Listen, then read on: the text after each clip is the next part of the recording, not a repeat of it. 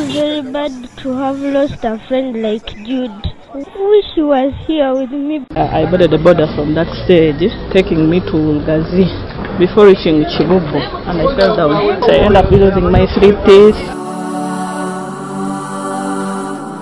According to Dr. Michael Mhomuza, a senior consultant neurosurgeon at Mulago, a large percentage of patients often suffer bleeding in the brain. Most common are bleeds in the brain.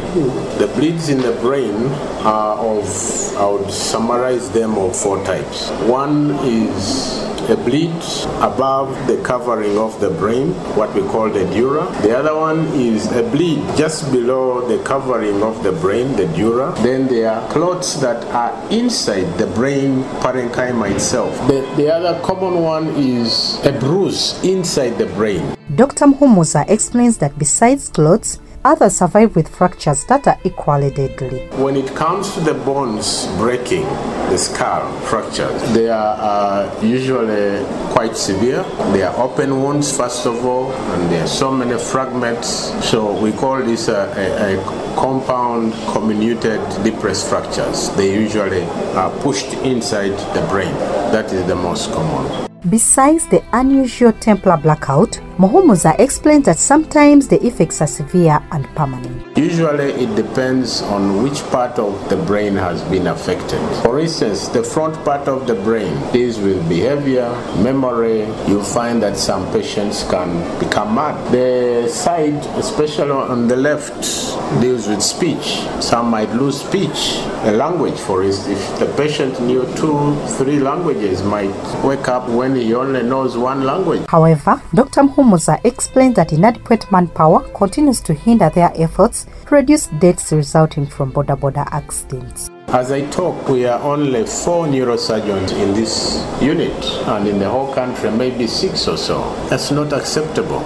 He adds that most of these cases require urgent response, but inadequate facilities like theatre and senior nurses have rendered their efforts fruitless. Our cases are emergencies. They don't wait. Patient can come in talking and in about 4-5 hours is unconscious, kabisa.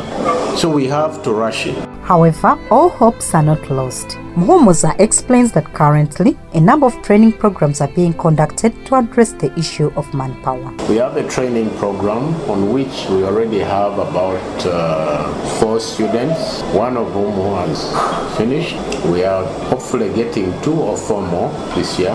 We are collaborating with Stanford, Duke University in the US, and some hospitals in India.